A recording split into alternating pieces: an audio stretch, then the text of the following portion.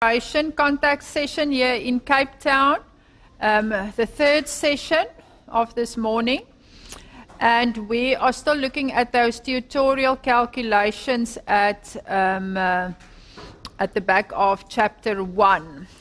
I want you to have a look on page 17, and we are, I think we've finished, question 2a. Let's just quickly have a look at that one. And people, remember what I said is that you cannot value vacant land in the CBD of your city at a flat land rate, like you would for industrial land. If you buy industrial land, you will ask, what is the land per square meter? They'll say 600 Rand, and you times it by the land area and you're finished.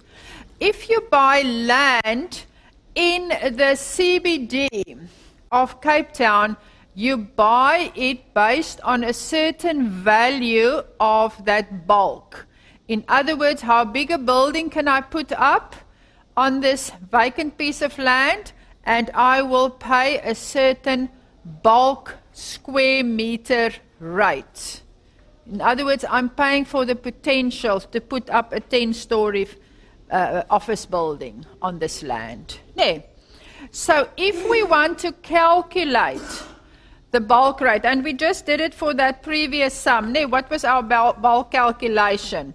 It was 4,800 square meters. That is your land extent. You always start there with you calculate bulk. 4,800 square meters. We said our bulk rate was 1.4, which gave us a total building of what?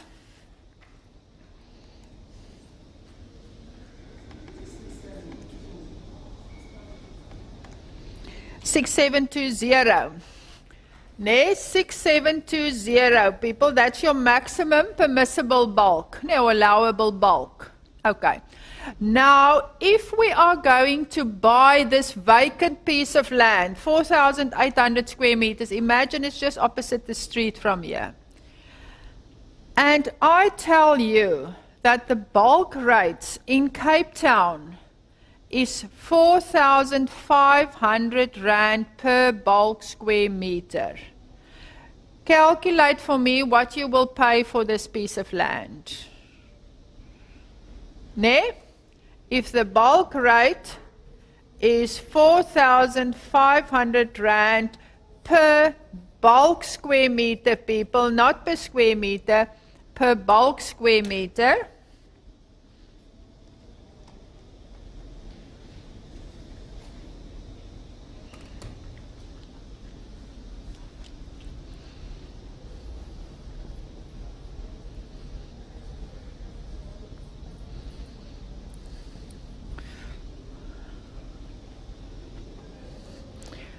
over 30 million Rand. Can you see, you are buying that potential to develop a building of 6,700 square meters. Okay, so you are literally buying that dream, that potential bulk that you can put up.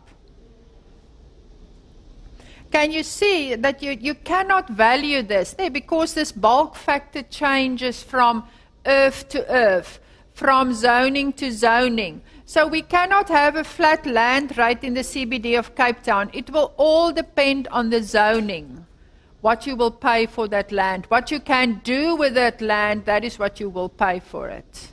Okay, but in this instance, 30 million Rand.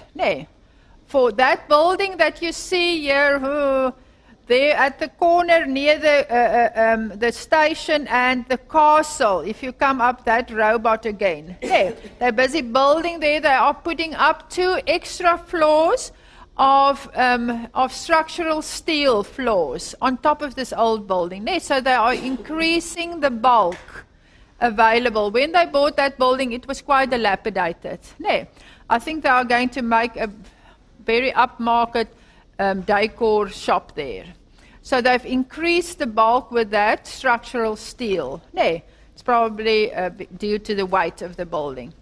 Okay, so So you understand this part, people. When you want to calculate the bulk, the value of vacant land that has this development potential. We're not talking industrial land, people, because industrial land, you can literally just build one story.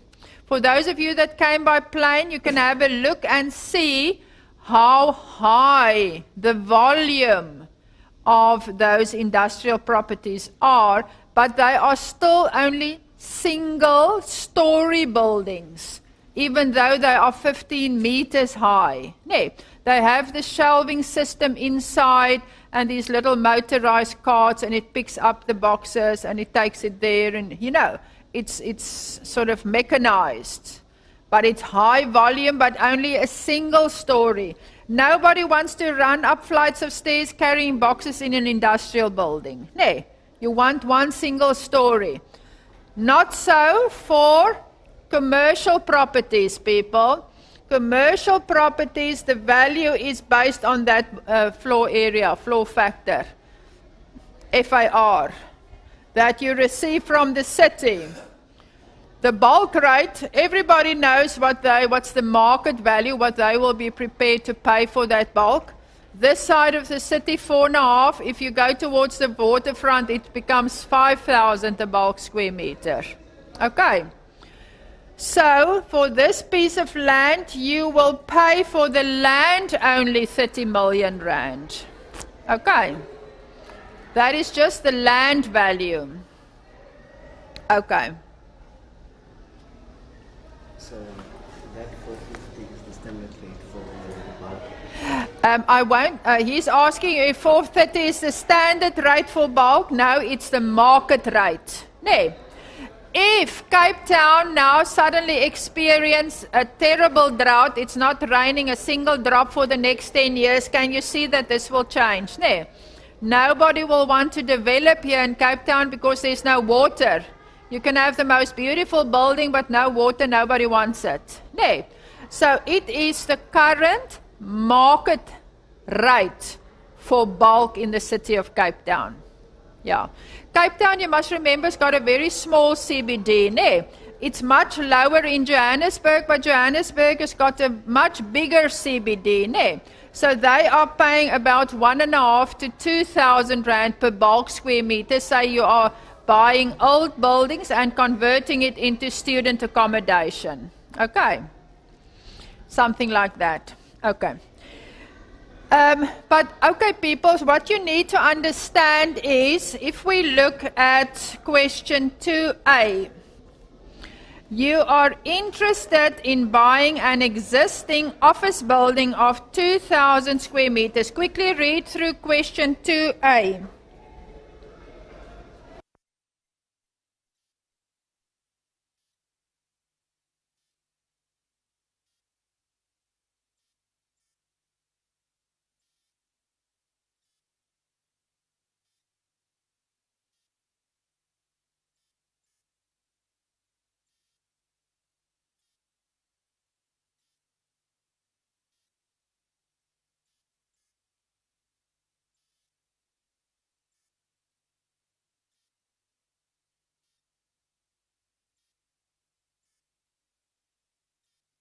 You are interested in buying an existing office building of 2,000 square meters. Ne?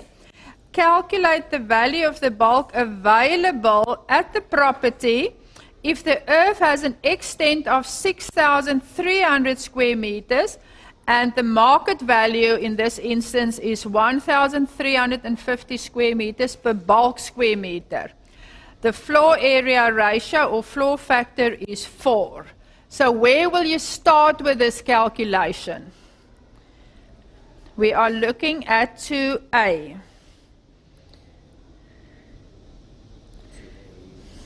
First, you must calculate what is the available bulk. No, the maximum size of the bulk that you can develop on that site. Okay. So if there's a bulk question, you immediately look for the bulk factor and the land area. You cannot do it without those two. So what is our land extent? 6,300 square meters. And what is our bulk factor? No, that is the value of the bulk. We first want our floor area ratio, no, or bulk is 2.4, and that gives us a total permissible extent of 15,120. Is that right?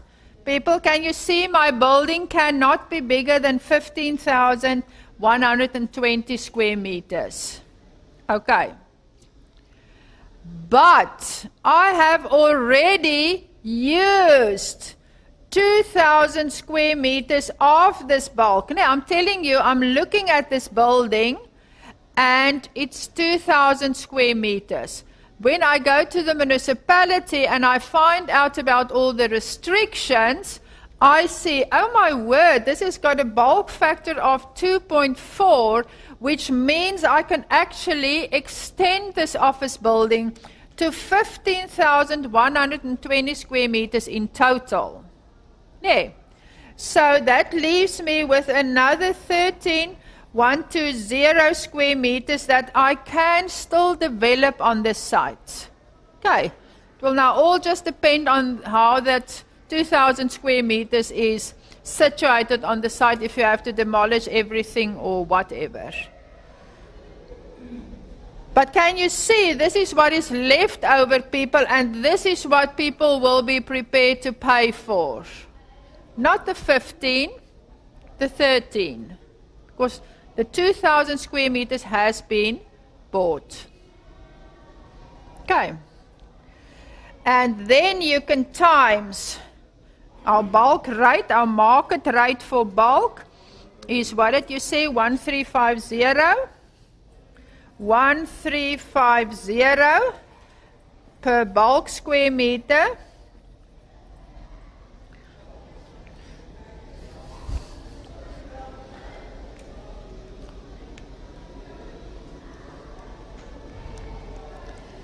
Sure, 17 million, 17,7.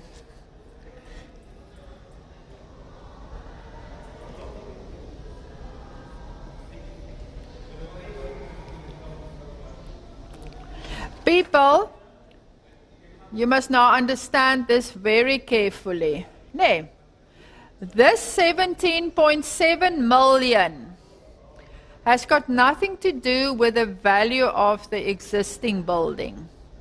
This is just what a buyer will pay extra to add on the development. Okay. So this 17.7 million must be added to the value of your 2,000 square meter office building. Okay. So this is just the value of the bulk available at the subject property. And you must try and understand this one. It's going to get into your calculations until the end of the year. Okay. Okay. Good. Okay, I think this concludes it now. Stay in your seats. This concludes it for the zoning calculations, people. This is more or less what you need to know with regards to Chapter 1, which is the theory part of all the calculations that we've done this morning. Okay, so now I want us just to look at a couple of calculations which is more general knowledge with regards to property valuation, and I want you to master that. Perhaps you will already know about it, but let's just then do a quick revision on it so that you know what we are talking about. People, the first thing that I want you to distinguish between is a growth rate and an escalation rate. Okay, so you need to be able to tell apart what is a growth rate, which is always connected to the market, and an escalation rate which is always negotiated between landlord and tenant.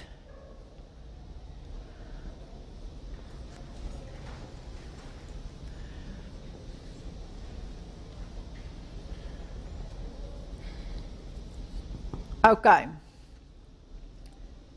People, can you see that the growth rate, you as an individual cannot influence that growth rate? As I said to you, Cape Town, with thank heavens, it looks as if our drought hopefully is over and done with.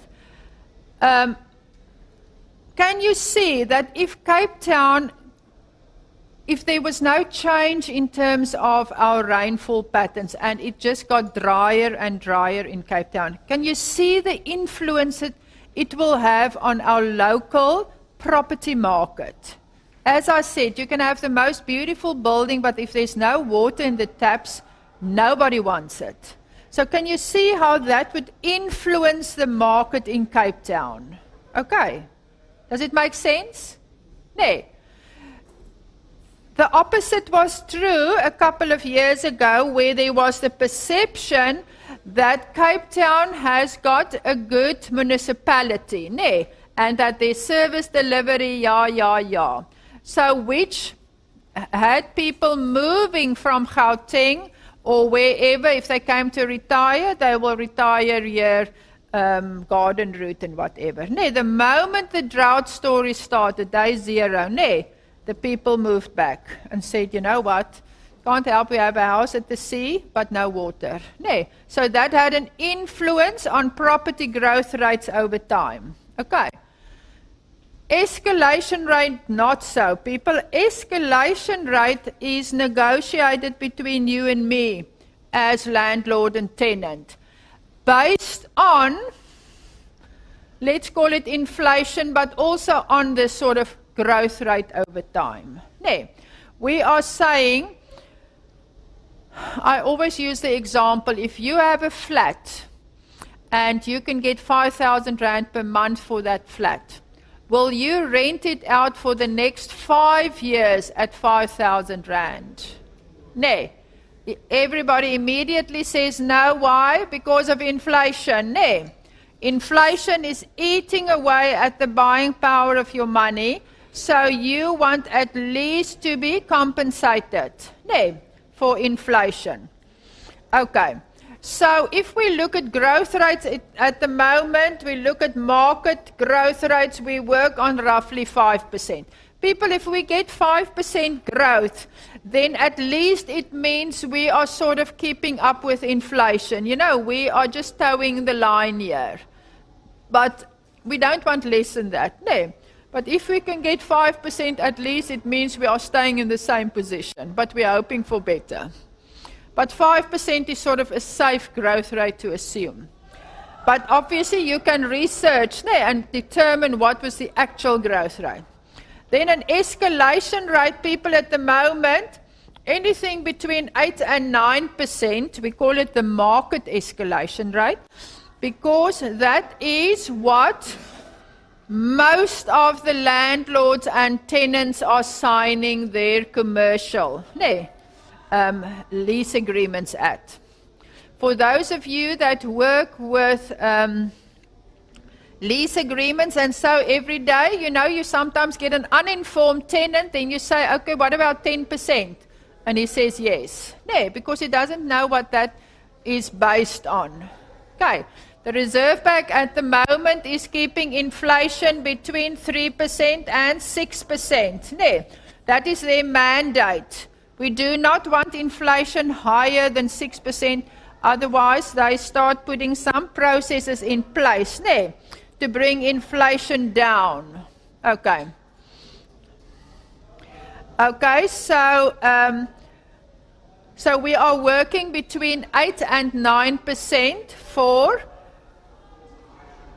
a lease agreement, an escalation rate. People, and this is only applicable on this lease agreement. If we negotiate a new one in 3 years' time, we will decide about the escalation rate then based on our perceptions of what is happening in the market. Okay. With a growth rate, as I said, that is part of the market, and it will have an influence on your property value every day. If a bomb drops, a hydrogen bomb drops on Cape Town today, there will be no property market tomorrow. Nee, wiped out overnight. Okay, so I want you to understand the difference between these two, and I test that with the following questions, where I ask you, question 3 on page 17. Calculate the value of a residential property at 1st of January 2011 if the property was bought for 400,000 Rand on the 1st of January 2007 and the average growth rate was 5% per year. Okay. People, APSA, if you're going to have a look on their website under research, I think it's under essential reading as well, there's a idea what does a house price index looks like. They literally track the growth of house prices over time, and it's just based on their mortgage bond applications. They have all that information, so they put all of that information in this index, and it gives us an idea. Is property prices increasing in Gauteng, increasing in Durban, or is it stagnating, keeping the same, or is it actually dropping? What's going on in the market? No. Okay. So I'm telling you, growth was 5% per year. Can you calculate for me? This is a future value calculation. You must start to recognize it. No. Can you calculate for me what will be the value of that property on 1st of January 2011?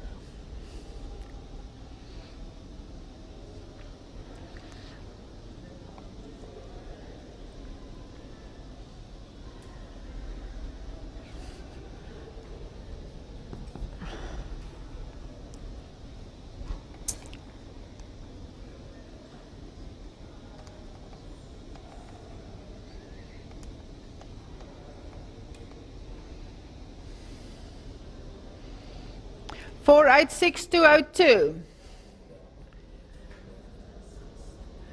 People, you must, if you do not understand it now, you must sort out this to the power of. Nee. If I say 5 times 4 gives me 20. Nee. But if I say 5 to the power of 4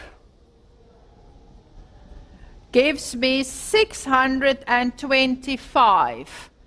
This is a shortcut to say 5 times 5 times 5 times 5. Can you see how this differs from that? So you must sort it out for me, people. It's the one growth build upon the previous year's growth, build upon the previous year. Nee. So it is sort of what? Compounded. You must understand the difference. I get too many students. Or what you also like to do is you want to tell me times 12 also. You must sort out this. If I give you the growth rate in months, then you will bring in this times 12 thing. There's a lot of you that's still confused around this. When must you do it? Monthly, annually. If I give you the growth rate per year and you have 4 years, just keep it per year. Nee, don't confuse the issue here. Okay. Good. People, can you see that the growth rate works over the whole of that 4 years? No, we're not excluding anything for no reason. It will be applicable at the whole time. And people, as I say, I want to keep it as real as possible. So check your answer. If you get 2 million rand, obviously, how can a house price grow to 2 million in 4 years? No, then we will all want to buy there. Okay. People, now the next one is question 4. A man wishes to invest an amount of money for his son who was born today, so that there's 150,000 rand available when the son is 21 years old, and he can invest his money at 7%. Okay. People, can you see that this is, what amount must he invest today? A present value calculation, eh?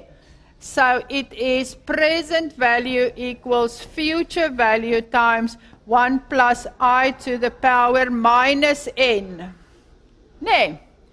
Remember, the amount today must be smaller. Nobody puts their money in the bank so that it can get even smaller. You want more at the end.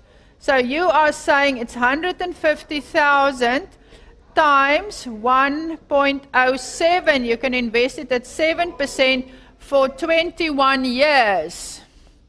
No. Which means that you must invest 36,226.96 today.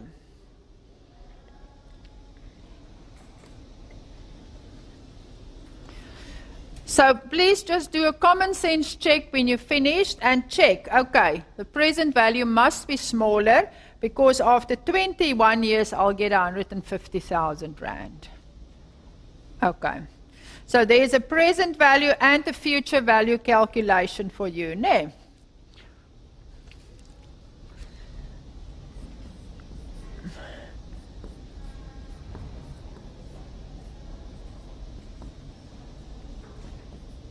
Okay. Now I want us to look at question 5. Question 5b. 5b, and we are now going to look at an escalation rate. It says that this industrial property was leased as follows. The start date is the 1st of June 2007. Ne? That is the day that the lease starts. The expiry date of the lease is the end of May 2012.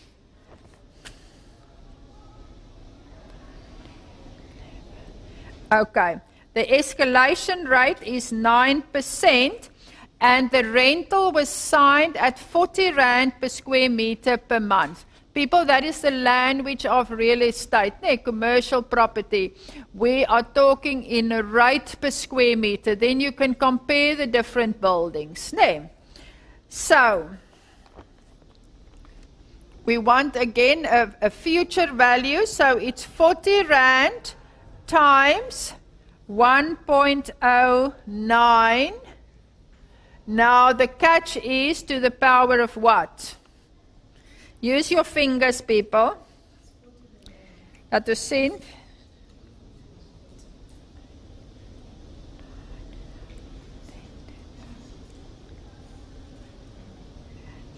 To the power of 4. Huh? What do you get? People, an escalation rate. I'll check now if I'm right. An escalation rate. Remember, you as the landlord and the tenant negotiated the 40 Rand per square meter per month. We are both happy with that. That is where we are signing it. Okay, how long is this lease agreement? What is the lease period?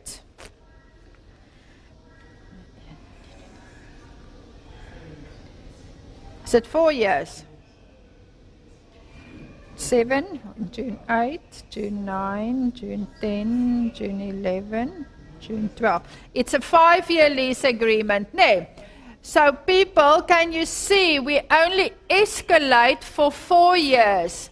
Because the 40 Rand was negotiated in the first year and both people are happy with that, it doesn't escalate in year 1. You see? That's why I'm saying use your fingers. No, because this lease will only escalate on the 1st of June 2008, 2009, 2010, 2011, because the 1st of June 2012, there's no lease agreement. No, it must be negotiated. We actually spoke about it this morning, no? When one of the students told me at PIC or Public Works that lost something like 3 billion Rand. No, people on this exact same thing. Pardon me if I have my facts not right, that's what I heard. But, no, because they do not sign their lease agreements in time. If the lease expires, you know it. 6 months before the time you start negotiating with your tenant, are you staying, are you going? It is not enough that you receive a rental, but there's no contract. It is not enough. If you are a real estate practitioner, you must do it right. Fix those contracts and put it in place so that it starts as soon as the other one expires. That is where the value lies in those buildings. It is very important, people. That's why it's so wonderful that you are getting an education in real estate. No, so we can fix it. There's reasons why you need to update those lease agreements. And you will see how it adds value to a building. We will literally calculate it for you. Okay. So what will this lease then end at? It will end at 40 Rand times 1.09 to the power of 4 gives me. That's it. People just per meter square per month. People just remember, if you calculated this and it landed on 56.99. No, 1. You cannot just round it off to 57. No, because it looks better. No, people, the lease amount is 56.99. No, you do not round off a rental. Doesn't matter what it looks like. Okay, values you can round off. Nobody buys property at 486,202. No, you somewhere say 406. So that you can round off. Rental amounts do not get rounded off. Okay, so we've covered all of the types of calculations that you can expect with regards to the test. Okay. So now I want us to go over, and remember, as part of your test, you will get the 4 valuation methods in chapter 2. Okay, make sure that you go through those different methodologies and expect that I will test you on how will you value, let's say, how will you value a farm out somewhere in the rural area. How will you value that farm? What method will you use? As you go through those 4 valuation methods, think of yourself as examples. As you read the method, it will give you the clues, what to look out for, so that you can decide what methodology. Okay. A farm we value on comparable sales. If there's a farm in a rural area, the chances is that the exact same type of farm, just the area will differ, but it's also, say, a game farm, or they farm with mealies or whatever. Based on that, we will use comparable sales. And the infrastructure on the farm is valued at depreciated replacement cost. Okay. How will you value, did you see Discovery's new head office in Sandton? Did you read about it? I think I sent you a link under essential reading. People, 23 million Rand per month rental. they are paying. No. We will have a look at that building when we do income cap. That is rental income that they are paying. And the CEO says he doesn't think they could do better. It's apparently a stunning building. I've just seen it from the outside. It is quite beautiful. Okay, so that will be income cap method, because we are generating an income and we want a certain return on investment, the landlord. Okay. What about a farm that is located next to a residential development? How will you value that farm?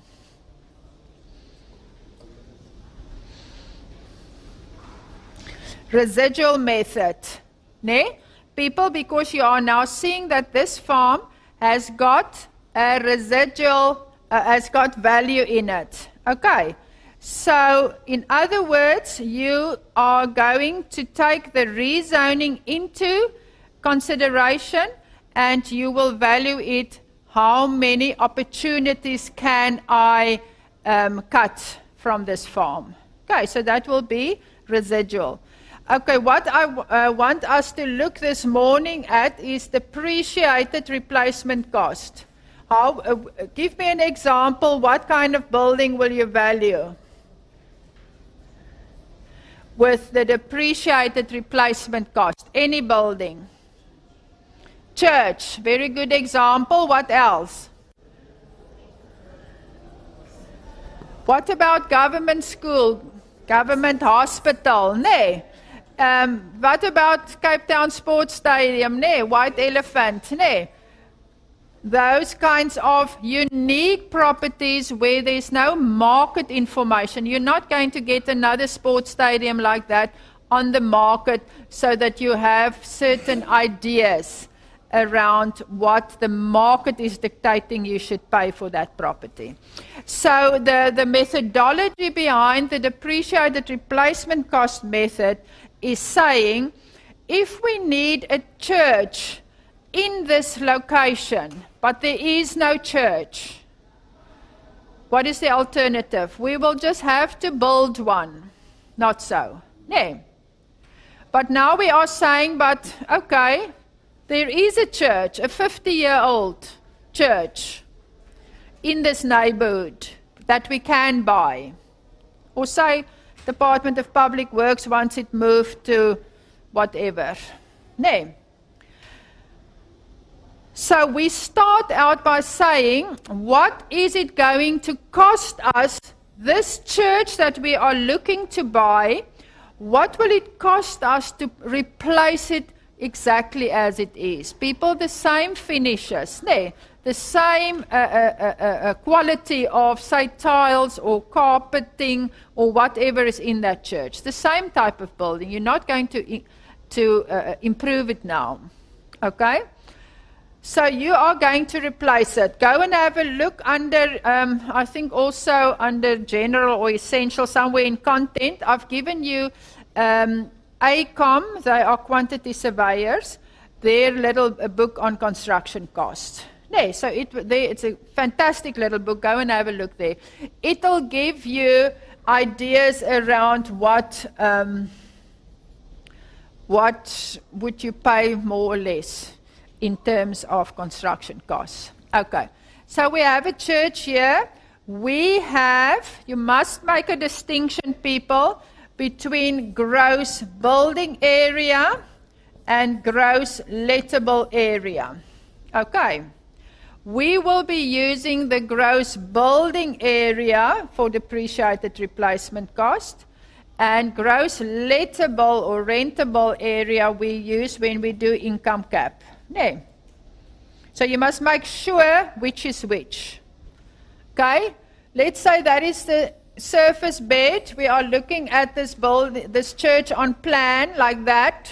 Then your building area is from there to there, up to the edge of that surface bed. That's your gross building area. Okay. if we now build, imagine we're now building the walls now. They're very thick walls. There's your walls. Then your lettable area, people, can you see? This is the only space that you can use.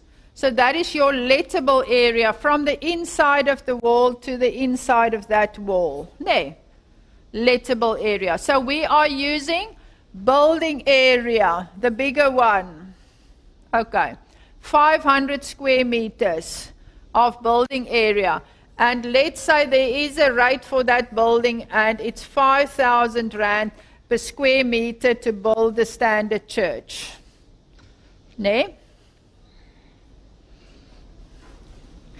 So what will be the total replacement cost? Is 500 square meters gross building area times 5,000 rand building cost gives us 2.5 million rand. Ne? People, can you understand that the 2.5 million rand is a brand new church with the same type of carpet tiles, the same plaster and painted, and so forth? No, it's nothing grander. It's exactly the same building. But it is brand new. But we are going to buy an old church. So can you see, we want to depreciate it. We want to bring the value down. People, you're not going to pay full price for a second-hand car. Not so. No, you want to pay less. Okay, but before we get there, we must also add professional fees. Remember that the rates that you get from that little construction cost guide does not include the professional fees. Okay? So the professional fees cover that for the quantity surveyor and for the architect and so forth. No, whoever will be involved in this project. We normally work on 12% for the professional fees. It depends on the what's the word? How ingewikkeld? How yeah, whatever, I'll get to it now. Professional fees, 12% people of 2.5 million.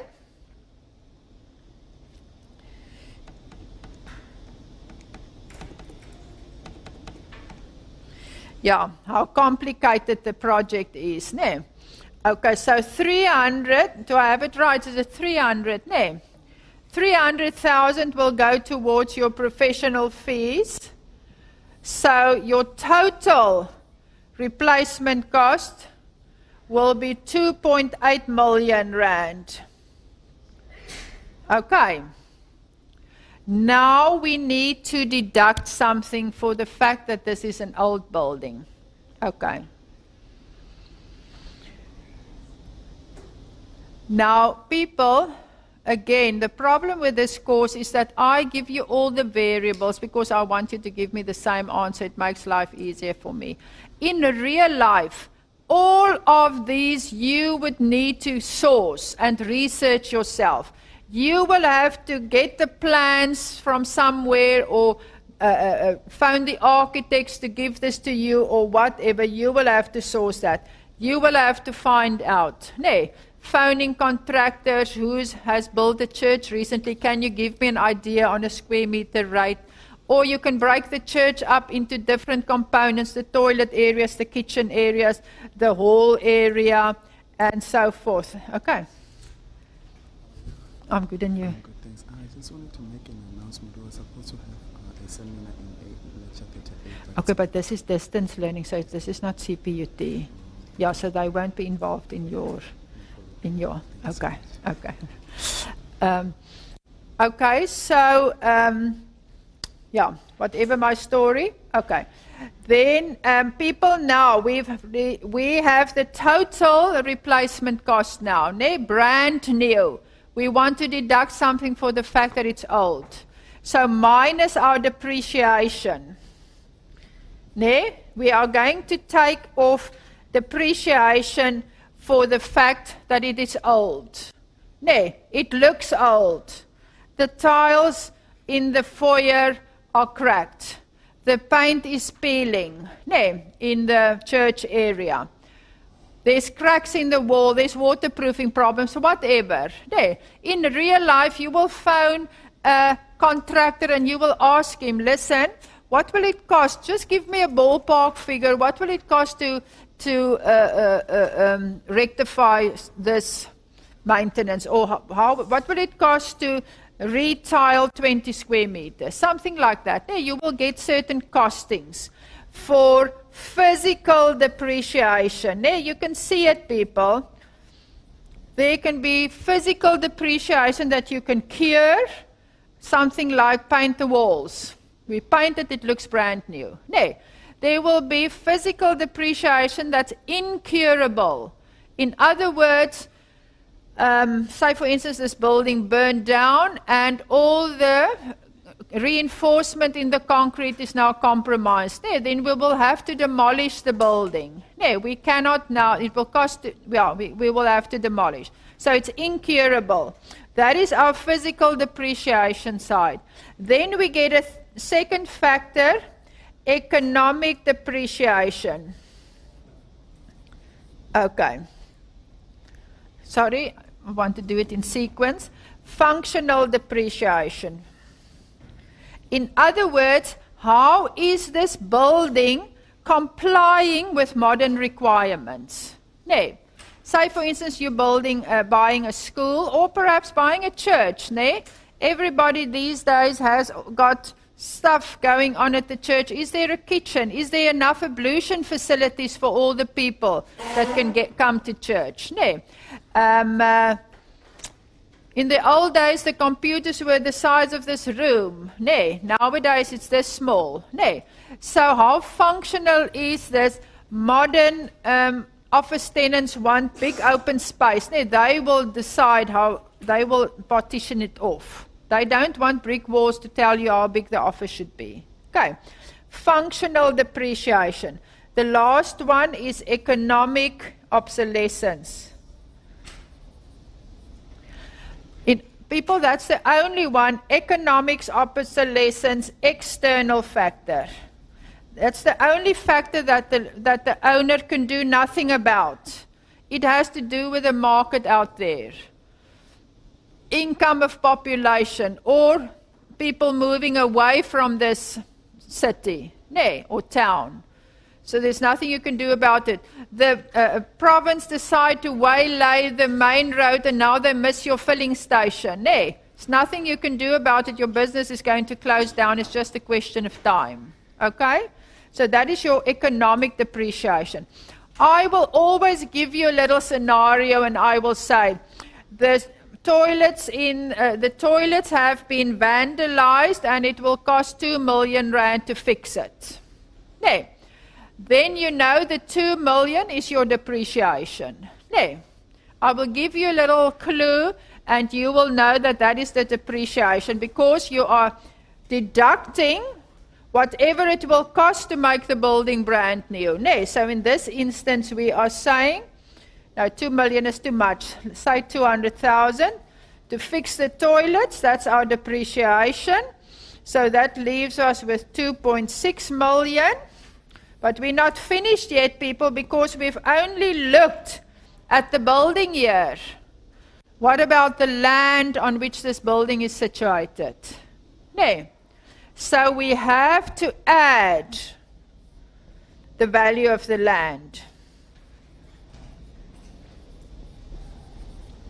People, that's usually the most difficult part to determine a market value for. No. Because a school is situated perhaps on 2 hectares of land and it's in a residential area where the urban is like 500 or 400 square meters. You know, to try and find a comparable recent sale is very difficult. But let's say the land is valued at 1 million rand. That obviously you are going to do a separate valuation based on comparable sales. Okay. So that gives you a total market value for this church of 3.6 million. Okay. So that, people, in a nutshell, is your depreciated replacement cost. There. You must now just go through the theory so that you can make it your own and understand where the calculation comes from. There. But as I said, in real life, this depreciation, you will have to find out what is it going to cost to fix the building. What is it that makes it old? You know, and sometimes it will be difficult, like a functional or economic, you know, how to really put a value to that economic obsolescence. People, I had to value a tea drying yard in the Cederberg Mountains a while ago, and they were only using, they literally get the rooibos, harvest the rooibos tea leaves, they bring it to this drying yard, they spread it out in the sun for 3 months. They dry it literally in the sun for 3 months. So can you see that physically, and it was brand new, it was about 2 years old, so physically there were no depreciation. I mean, there's nothing. Functionally, it was perfect. It was everything a tea drying yard should be. But can you see economic? No. Economic, I said there was 75% depreciation. Why? Because they only use it 25% of the time of the year. You see? So in that sense, that is how I sort of did my calculation there. No.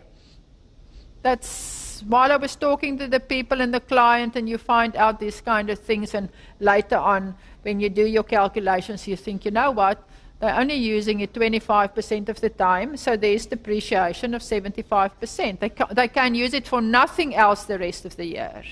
You see, so obviously that must bring the value down. Okay, people, so that is my story. Just remember that you have to go up to the Haylet index, so have a look also. What I normally do is I mix depreciated replacement cost with insurance calculation. There's no time today for the insurance calculation. We'll keep that until we meet again, our next contact session. And but in the meantime, have a look at the Haylet index and the BR building cost index that we are going to apply when we do the insurance calculation. Okay, people, all the best. God bless. And then I'll see you again in real winter time.